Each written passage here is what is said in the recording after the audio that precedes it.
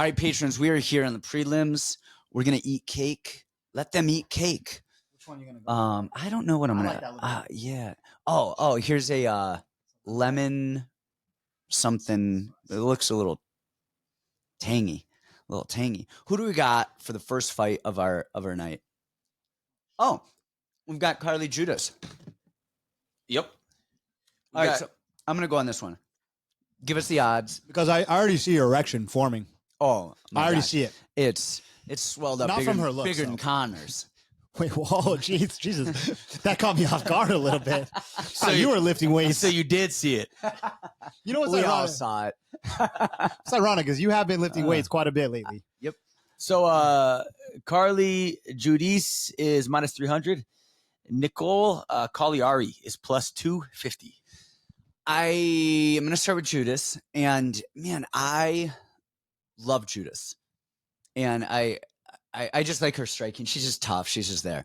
But actually watching her back, I was watching the contender fight for this and then moving along up. And they have a common opponent, the girl that she fought in the contender, who is just massive and just spams 5,000 punches as there is. So we'll come back to that. But I remember Judas pre-UFC contender swinging hard and hurting people and finding it. And then that contender fight, man, she was a lot loopier than I remembered. And she's tightened it up a little bit. And I love her volume, but she is not hurting people. Like, look, I know she head kicked the girl, whatever. That almost doesn't even count. She's not even a real fighter in her last. Be nice. No. I'll be worse. Unesi, Duben, if you're watching, I could save you.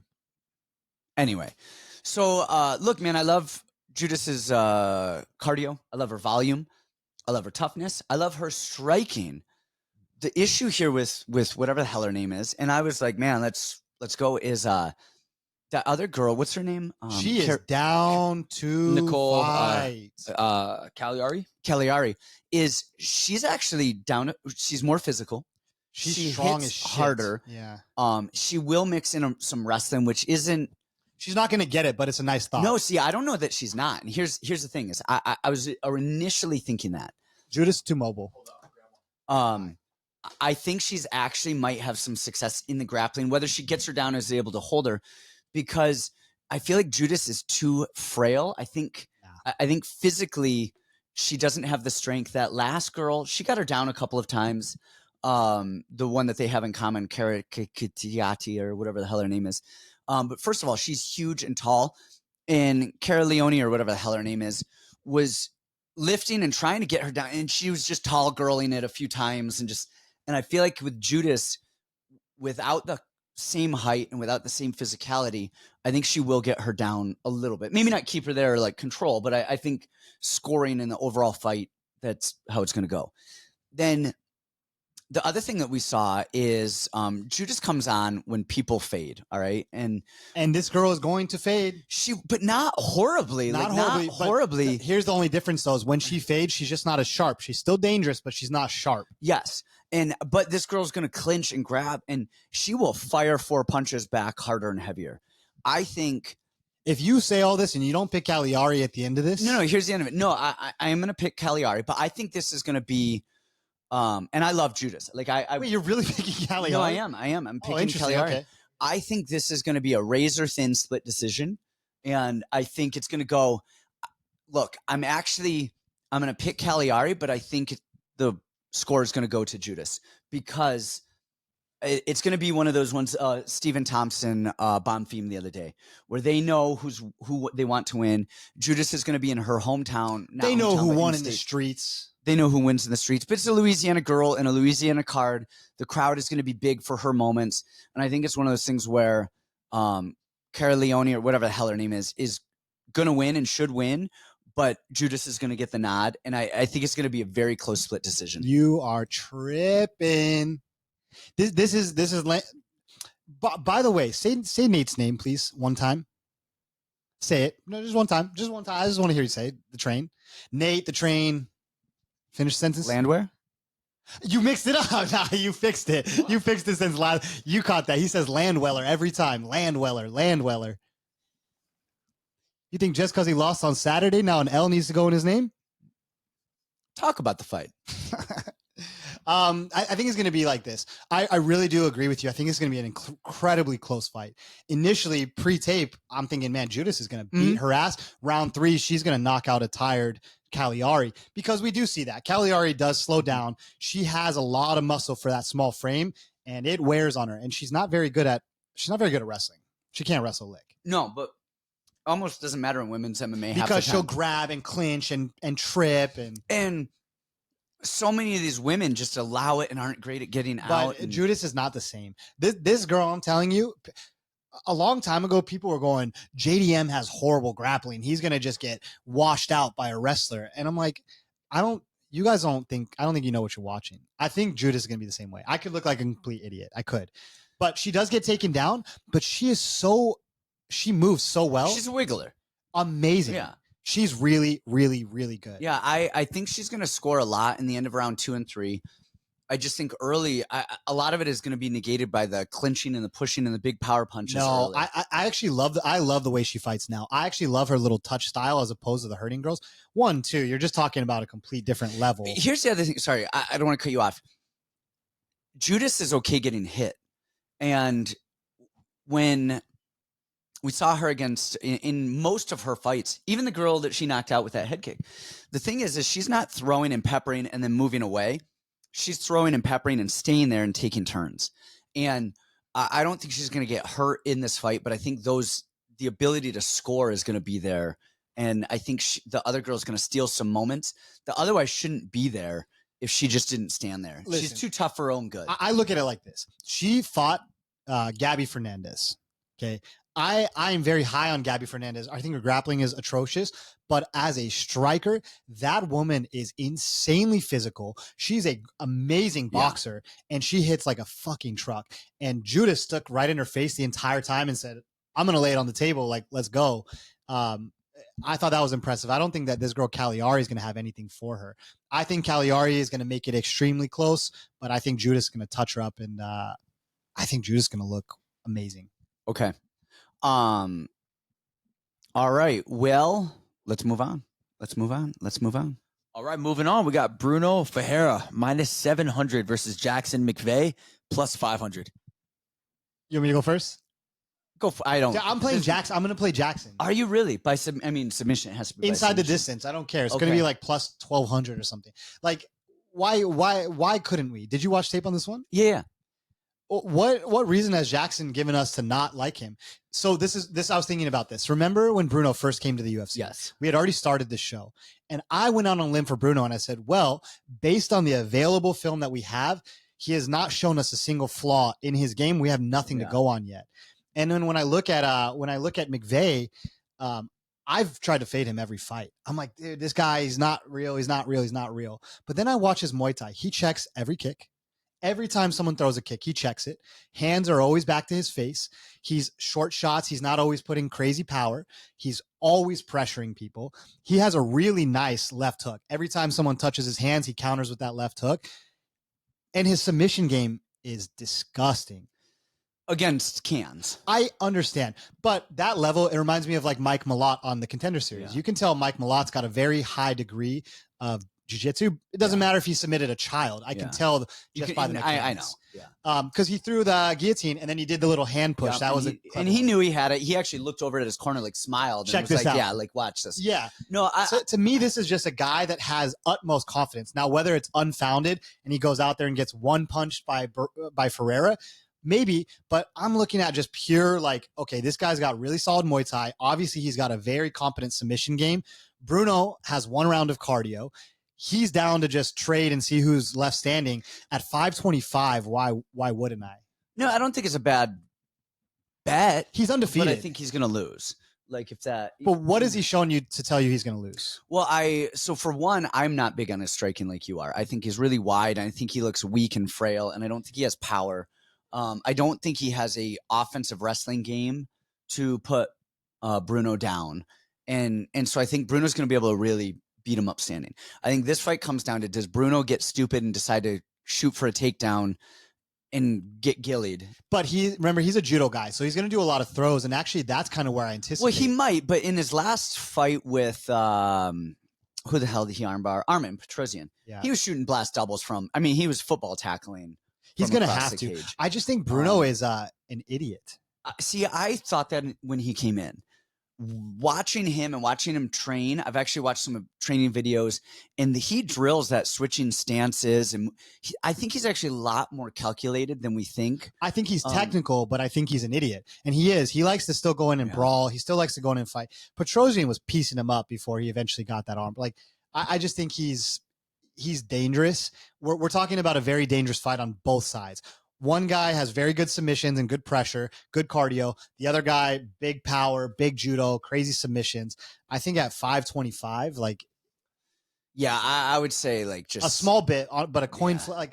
I think Bruno by KO, TKO is fight doesn't start under 1.5, Yeah. doesn't start round 2, doesn't start round 3. We're gonna see some chaos here. I think so. Maybe we see a massive levels fight. Maybe I'm a complete idiot, but 575 on a guy who's undefeated. I don't know.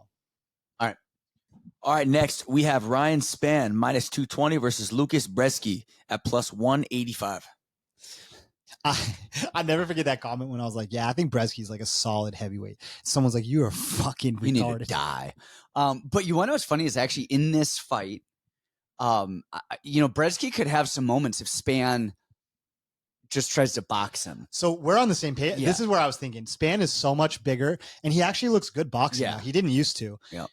I'm like, Bresky punches in between punches. He's really good at it. I can see him hurting Spann in between the punches, and he's got better cardio than Spann.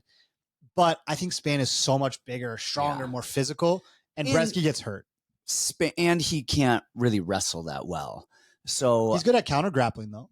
Yeah, but Spann's a good grappler. Spann's going to get a takedown, and Bresky might get up, but Spann will also attack guillotines and some chokes. He's got a good enough grappling game that I think he gets it done. But Spann's another guy.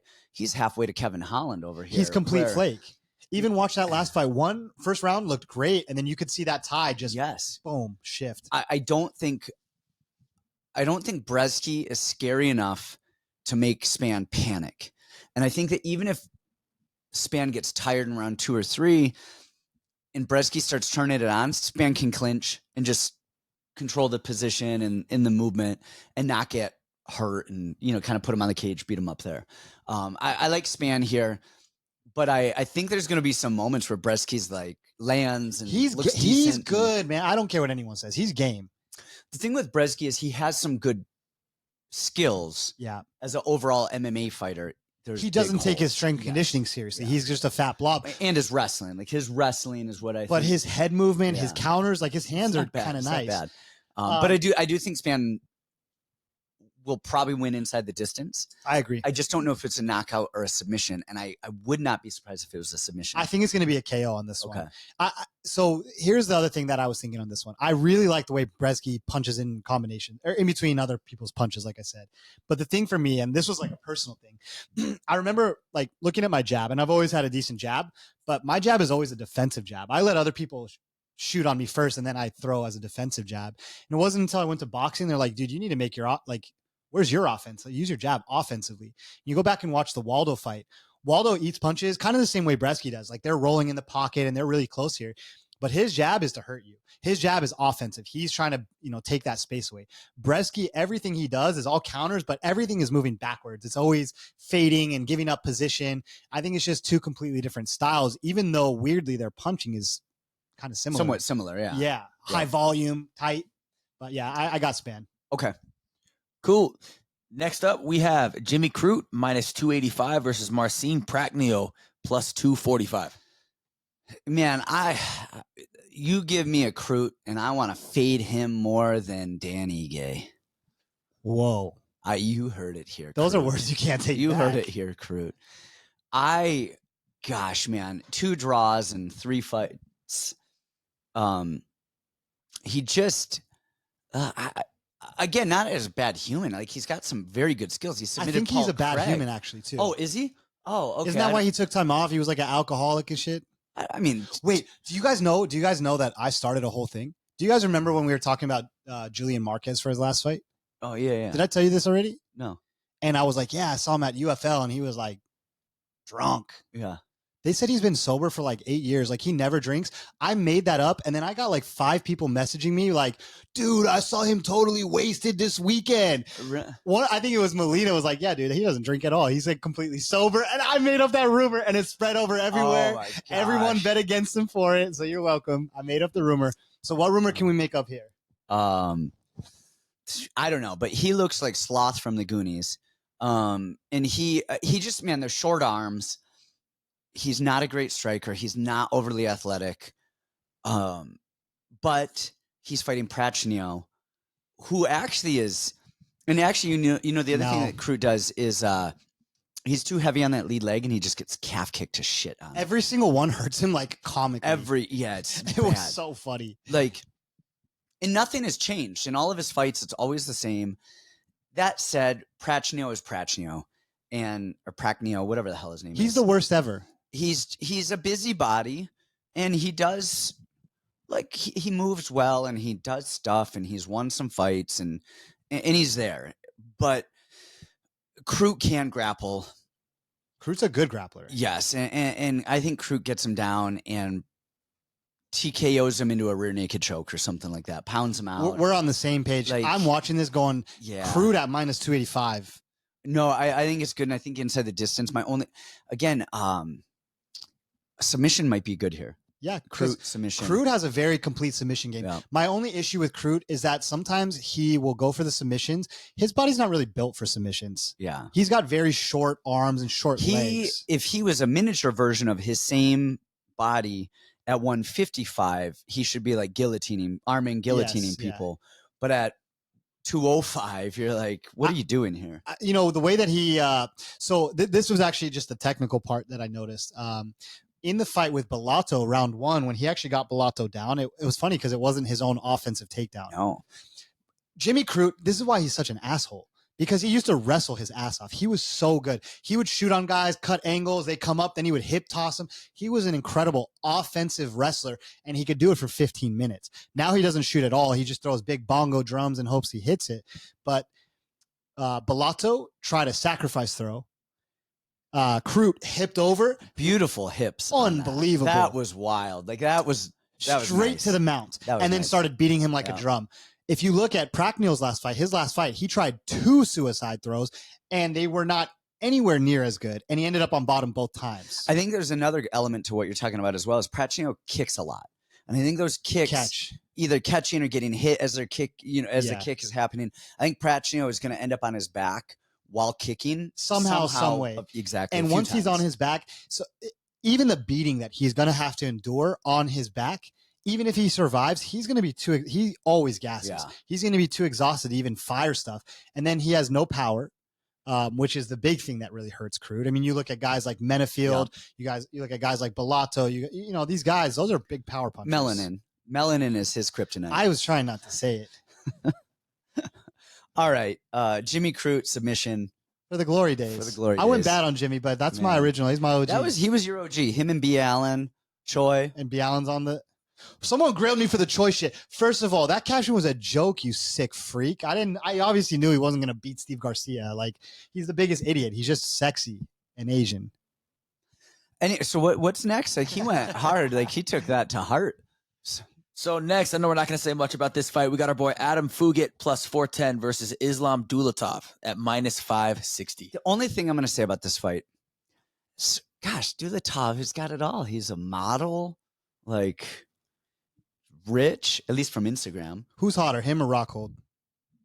I think him by far. Yeah, by far. I like German men better. Yeah, the Germans. You know, technically, though, I will say, I can say all this freely because I am the straightest man alive, technically, by the numbers. By the numbers? 100%, never. Okay. So technically, I could say I want to split Dulatov's peach. Whoa. And it means nothing because I'm still batting 100. All right. So, no, the only thing I want to say about this is I'm trying to convince Adam to get a good haircut beforehand. It's not going to happen. His hair has just gotten so long. I'm like, Adam, let's clean this up. So he truly looks Pacific Northwest. Yeah, we're leaving. He's leaving tomorrow. You guys, it'll be today when you guys will get this on Tuesday. He'll be leaving for fight week. I head out on Wednesday. I might force a barber to show up because we got to clean that thing up. I have a celebrity barber. I could. You have a celebrity I can barber. We'll send send you. him. So, all right, next up. All right, next we have Ateba Gautier minus 550 versus Robert Valentin at plus 400. I have wild takes on this one. Okay, I'm curious because I'll give mine because I think it's pretty quick and pretty linear and everything. Valentin, I think Gautier is going to murder him. And my reasoning for this is Valentin just kind of plods forward. And he has no game at all. Yeah, like I just don't know what is going on there, but he just walks forward. And man, Gautier is clean, just sharp. The best thing about him is he does nothing at all. Like Until he nothing has to. fancy. Yeah. Well, it's just jab, jab, cross. His wrestling is JV. I see this as a compliment. It's not like butt dragging and hip heisting and go like. I'm bigger and stronger and I have leverage and I'm going to push you off. Sprawls and then gets his belly button in the mat, shoelaces away, and just slides back up. Like very simple, educated stuff. He has good cardio. He has good fundamentals. We don't necessarily know that he has good cardio. No, we do. But he's very composed. Well, here's the thing is he doesn't swing and gas out. Like he's not like that guy that you see him when Paulo Costa first came in, just trying to knock people. He's doing the right stuff. And as long as it goes into 3 rounds, I would assume there's nothing that would make me think that. Here's a weird thing. I'm not going to say it. Anyway, his cardio is great. How big do you think it is? No, I wasn't going That's what you're going to say? Oh, no. I was like, dang, me too. So, yeah. Hey, still batting 100, baby. Still batting 100. But no, I think Gautier here, I think by KO. I couldn't have been more impressed with Gautier in his last fight specifically. Yep. The first fight, weirdly, on Contender Series, I faded him with that very small Japanese. Do I have an Asian fetish? You do. I think I brought up like every Asian right now, Choi and all this stuff. You got a picture of Zombie today. I got a picture of Zombie. That was cool. Yeah. That was cool. That's going on the hints. You two are my only black belts. I thought you would have thought that was a cooler picture than you did. I thought that was way cool.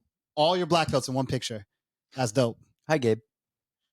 He's not your black belt. I know. Damn. Oh, that's a sore subject on the pod. All right, what do we have? Oh, so Gautier, I mean, are you going? He just really impressed me. It's weird. I don't want to say like anything crazy, but I think he has some of the best boxing in the UFC, pure boxing, because you watch him, the way he's standing here, moving his head outside of range, he's finding his entries, and then he'll touch the body, and he's back up, and he'll fire right hand, and he's always moving his head, finding movements. Like you said, he doesn't do anything until he has to. He's so much taller than these guys. He's so much stronger than these guys. He really is fast and clean, and he puts combinations together. Athletic. He looks strong. Not like Bruno Ferreira, I'm going to lift you up and powerbomb you. Just like wiry, strong. Like I just love that. He's just here and here and here and just touching. So here's how I think this is my hot take on Give the me fight. the goods. So one, the second that they open up a 2026 Ateba Gautier champion slip, done. Count me in. I'm being serious because you're going to get plus 50,000. This jacked hung African, you think they're not going to push him to the top? Like, come on. He's only 24 or something. He's crazy young. But I think this is going to go to decision. Okay. I think this is the biggest step up in Gautier's career by far. I see that. Like it's a very different level from a small random Japanese guy to Valentin, as idiotic as Valentin is. But what if Gautier needs ring time? Like we see this with a lot of boxers. They'll carry a guy to the bell just to get rounds in. What if Gautier just stands on the outside, and especially because Valentin is wild, and just touches? All right. Touch. Okay. I think he's going to touch him to a decision. That's my hot take. And it's going to be a crazy number. Okay. The line set at 1.5. Let's have a little fun. I think boxing is going to be the next evolution that we see in MMA. Has to be because the hands are so bad and boxing is so high level. It's amazing. It's so high level, but more than anything is there's and this is the high level part about it is MMA fighters and kickboxers do not want to be close to each other. If they are, they're grabbing, they're grappling, they're clinching, they're running away. Boxers are like a foot apart. Okay. Jab, I'm comfortable here, rolling, bumping. I think I just told you about this last week. Like I was watching the sparring, these kids at my gym. There's a kid, he's got an awful body. He's like a little frumpy. And he went against this super tall kid. The tall kid was hitting him with everything in the kitchen sink. And he looks at the kid and just laughs. And then he just comes back. He rolls every punch. He blocks every punch. And then he broke him down to the body and knocked him out. Because he's so confident. He's like, 1, you can't hurt me. 2, I'm okay getting hit. 3, this is my setup. It was incredible. Yeah, the fundamentals of boxing. We have bad boxers in our sport. We just do. They don't know how to sit and angle correctly, and everything is so we don't much, even know how to throw punches. I know. Everything's just bigger than it needs to be, but being comfortable in that close area is a very big advantage. And then the other thing too is understanding the exits in your movement is, if I'm swinging a big right hand, all right, in MMA, we're coming back, boom, and getting check hooked on the return. Whereas I'm swinging a big right hand in boxing, I'm bumping, I'm either pivoting out or maybe I'm rolling, but I'm not exiting out. And just where the body weight is, how to punch correctly without swinging and adrenaline yourself out every single time. Yep. I mean, there's so much that goes into it.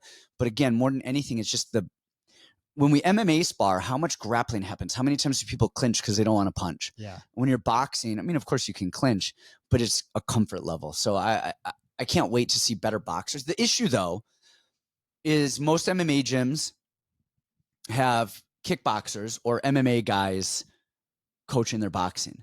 We've got and no offense to a bunch of the guys, like a bunch of guys at our gym, a bunch of guys at, Siege, bunch of, Fight Ready, everywhere. This is everywhere there is. You have grapplers who are like holding mitts for people and doing stuff because it's their job. Not the same. I mean, it's just they're for regular people. Like, so I'm not saying, they're holding for, high level coaches or, high level fighters and stuff like that. But everybody thinks that they can just hold mitts. And even if you're a decent kickboxer and you're holding mitts kickboxing, it is so different than boxing. It's not even real. But then you go to the boxing side, and there's not really a lot of good boxing trainers out there either. Really like, so it's almost a dying art and a lost art. And it's the beautiful science. It makes me really sad. It's the thing I appreciate the most. Yep. And one thing that I found is going in there, the coach that I have, he's amazing. He used to box for Oscar De La Hoya. He was undefeated, 5 KOs, and then he had a brain situation. He had to quit. He's constantly calling for body shots. And I'm like, I don't see these body shots. These boxers just see them everywhere. They're always touching the body. I can't find them. And that's really the big difference between MMAs. We never touch the body unless it's some massive hook, uppercut, like one big body blow, but they're just touching, always stinging the body. All right. Now that's our boxing diatribe. Right, we digress. So Carly Judas is going to win again. Hey, for the record, I'm one of his black belts too. Let's be honest. Let's be honest. It is what it is. Let's call a spade a spade. I'm gonna call Jiva right now. We'll have this discussion. I think Jiva would agree. Oh, that's sweet. All right. Next up, we got Francisco Prado at -151 versus Nikolai Veretennikov. Let's raise this up just a little bit. We've been chatting. We've been dragging. Okay. For me, Prado money line purely based on volume, youth, athleticism, and honestly just trying hard enough. But I think this fight could get out of hand. It could be a little bit close because Nikolai is decent at range and he does know how to kind of slow the fight down and he's got some power. I think this is going to get Prado win, and Veretnikov's probably going to get bounced from the UFC after this one. Honestly, I don't have much to add on that. It's literally Prado has a good chin and his volume, and he's there to fight. His striking is horrible, but he is tough as they come. It's not the worst. It's getting better. It definitely is getting better from when the time he came into the UFC. Yeah. But again, he's tough. His volume, and Veretnikov will wait and wait and wait, and he's a little wide, and just the waiting and the defense and the movement is going to cause. I think 151 is nice. If it was like 200, I think that's too much for me because he's small. All right, last two fights. Next, we have Marvin Vettori +175 versus Brendan Allen at -205. I actually have a really hard time on this one. This is actually one of the fights that I had a really hard time with, and because of a couple things where I don't think Vettori is very good. I don't think he's bad, but I don't think he just doesn't specialize anywhere that you're like, all right, wow, this is what. If you're like, what is Vettori good at? You're like, he has good cardio, he's kind of there. Kind of stops shots. He doesn't get hurt. Yeah, he's durable and stuff. He doesn't look educated in his striking. It looks like he's just coin flipping. He's pulling a card. That's the combo I'm throwing. I'm going to trust my chin and try to hit you. Yep. Yeah. But then he sits back. We saw it in this last fight. Maybe it was the layoff, but he was really tentative and everything. He was trying to go second, but it wasn't there. He was talking about retirement a whole bunch too. No, I didn't know that. Yeah, he was like, I don't even need this. Injuries probably. Yeah, and he was like, yeah, I don't even like what happens after this fight. I'll just retire. I think we can probably boil this down to simple. For me, it's B. Allen. I think it's going to be a striking decision. Okay, so here's the thing, and this is where I kind of was confused. I think Brendan Allen is educated and he does all the right stuff. I think we know that. We know that he can defensively grapple well. We know he can, I think, offensively wrestle. Like Brendan Allen's great. The issue is Brendan Allen, if people don't collapse or if he doesn't visibly hurt them, or he's got that same thing as Span. He just kind of wilts. And I think it comes down to round 2, because I think you're right. I think this is a decision. I don't think anyone's getting finished here. I think Brendan Allen's going to look really good in round 1. I think Vettori and his cardio and his volume is probably going to look good in round 3. And then it's round 2. Does Brendan Allen have enough confidence and momentum to keep it going for another round? I wish he would do it like the Puna fight. Remember the Puna fight was the best fight I've ever seen from him. Yes. Where he was confident and he was like, I'm going to 15 minutes outstrike a very devastating puncher. Yeah. No, I think you're right. I do like that Brendan Allen spent some time with VFS and the guys up there. Good. Again, yeah. Because Kill Cliff, I don't know what's going on, but people are moving and going. And this VFS has way better EPO than Kill Cliff does. Kill Cliff, yeah. So I lean Brendan Allen, but I think more than anything is this is going to a decision.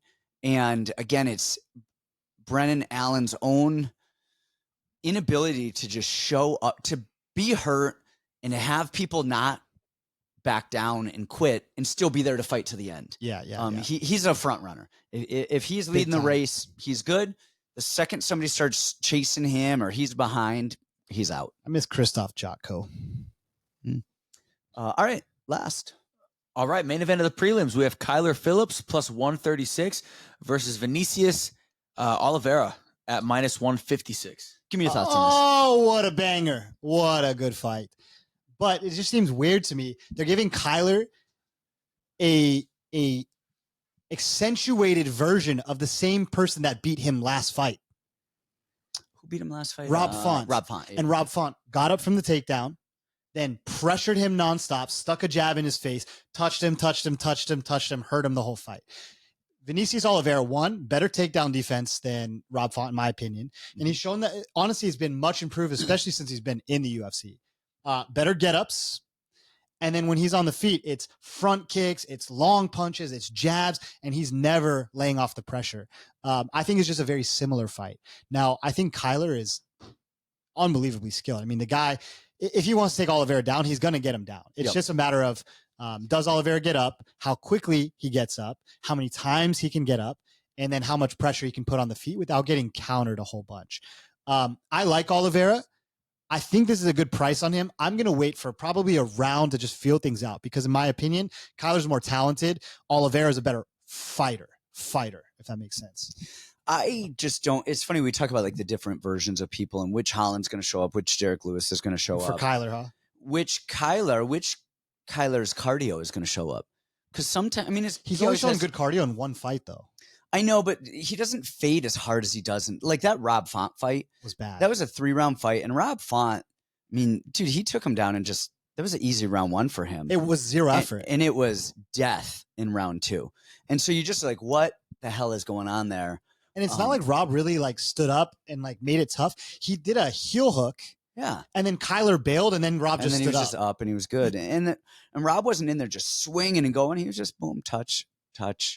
Like, I mean, it was just kind of a funny scenario to see. Even Kyler with good cardio, I still don't know if he wins the fight. So here's the thing is again, this is one of those ones like pre-fight, I was like, man, Oliveira's going to win this. He's got the cardio, he's dynamic. They're very similar, but whatever. I think Oliveira's striking is very educated in the sense of like, he makes the reads well and he does a lot of stuff. He's very dynamic and makes stuff like hurt. But man, I do not think his fundamentals are good at all. Like his feet are always crossed. His hands are swinging. He's from the hip. He's going. I think in a striking match, I think Kyler's going to piece him up. The pressure is the only thing that I worry about. So the pressure's there, but there's so much wild and weird, wacky shit that Oliveira will do, which might actually hurt him here. I think Kyler's going to get the takedown. But here's the thing is, and what you were saying was true, except you forgot about one thing with the Rob Font fight. Oliveira doesn't have the cardio that Font does. And he's shown it in the UFC. Oliveira, he has slowed down quite a bit. But he always pushes through. They always make a comment every fight. They go, he's getting tired. And then he'll reel off a 5-punch combo and finish with a front kick. It doesn't make sense. True, but Font was like, I'm good. Font was chilling. That's like, true. I mean, there's levels to it. I think that being said, even Font in that fight at half capacity was still fresher than Kyler. Yeah. I like Kyler here. I don't think he has to get the takedown. I think he could, honestly, I think the takedown is what'll hurt him here. Because it's going to test that cardio. It's going to test the cardio. I think if he moves so well, and if he just like read a fucking book, man, like stop being such an ape, because he's throwing 700 spinning kicks into cartwheels and jumping off the cage. Just stick and move and do the standard shit. Kyler without the ecstasy would be a world champion. Yeah. Like, stop eating shrooms and cocaine before. No, he doesn't. I'm just kidding. Like, we're just joking, allegedly. It's like Julian Marquez. But, I just, I like Kyler here for the upset. I think there are levels to this, and I think that. Did you hear John Jones got gonorrhea? Really what? Okay. Thank you guys so much for tuning in. All right. I got to be done here. Happy birthday, Brandon.